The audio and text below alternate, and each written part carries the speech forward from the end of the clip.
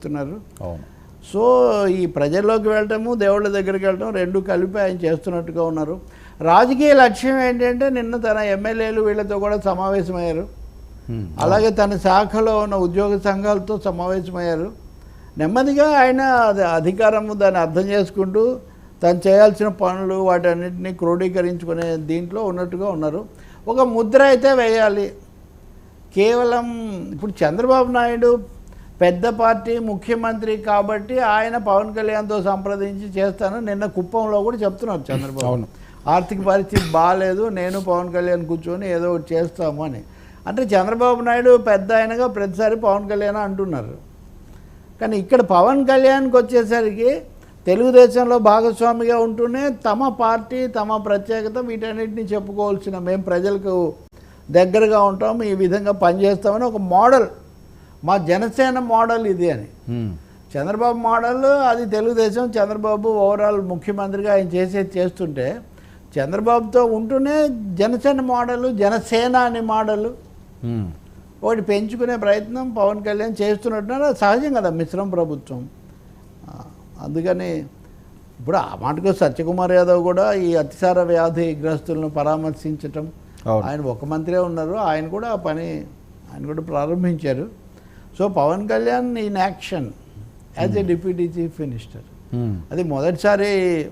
ఇప్పుడు చాలా కాలం తర్వాత ఒక ప్రాంతీయ పార్టీ, కొత్త ప్రాంతీయ పార్టీ పుట్టి 23 స్థానాలు సంపాదించి ఉప ముఖ్యమంత్రి పదవి సాధించి చాలా ధీటైన ద్వితీయ పాత్రలో ఉండడం ఒక పెద్ద రాజకీయ పరిణామం. నేను గతంలో కూడా మీకు 2-3 సార్లు ఇది చెప్తున్నాను. దీనికి ఒక ప్రాధాన్యత ఉంది. దీని మీద ఎవరికి తోచిన జోస్యాలు వాళ్ళు చెప్తున్నారు. ఇది ఇంకా జోస్యాలు చెప్పే సమయం కాదు. ఇది ఇంకా అసలు వాళ్ళు ఇంకా పూర్తిగా కార్యకలాపాలు ప్రారంభించాలి. యూనిటీ ఇన్ యాక్షన్ వాళ్ళు పని చేస్తున్నప్పుడు ఎలా వస్తుంది, సభ ఎలా జరుగుతుంది, ఇవన్నీ కూడా మనం చూడాల్సి ఉంటుంది. వీలైనంత వరకు జాగ్రత్తగా నిలబెట్టుకోవడానికే ప్రయత్నం చేస్తారని నేను అనుకుంటాను.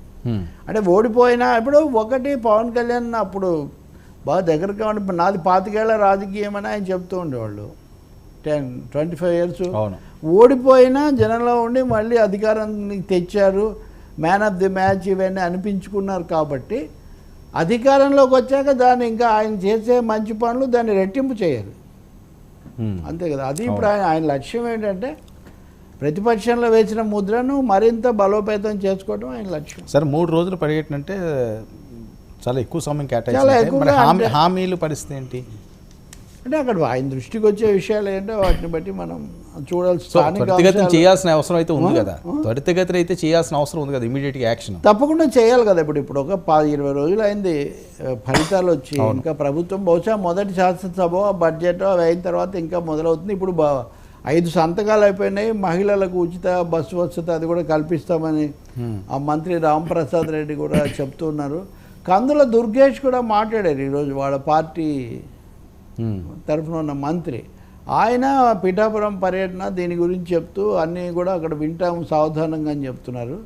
సో అధికారులతో ఇప్పుడు కృష్ణతేజ అనే ఐఏఎస్ ఆఫీసర్ని కేరళ నుంచి పిలిపించుకోవడానికి ప్రయత్నిస్తున్నారని, అంటే వేరియస్ లెవెల్స్లో వివిధ దశల్లో వివిధ స్థాయిల్లో ఏంటి పవర్ఫుల్ ఆఫీసర్ సిద్ధమవుతున్నారని.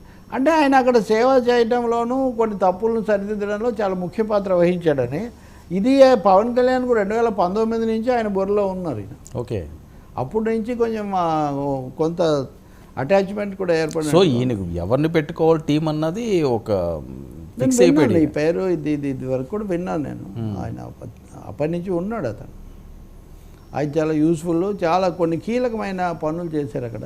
ఓకే, అందుకని ఆయన తెచ్చుకుందామని నేను ఆలోచన ఉన్నట్టుంది. దానికి చంద్రబాబు కూడా కొంచెం మామూలు కంటే కూడా కొంచెం విస్తృతపరిచి నిబంధనలు పవన్ కళ్యాణ్కు ఎక్కువగా ఆయన అనుకున్నట్టు చేయడానికి అవకాశం ఇచ్చారని కూడా నేను విన్నాను, చూశాను. ఓకే సార్, ఏంటి అసదుద్దీన్ ప్రమాణ స్వీకారం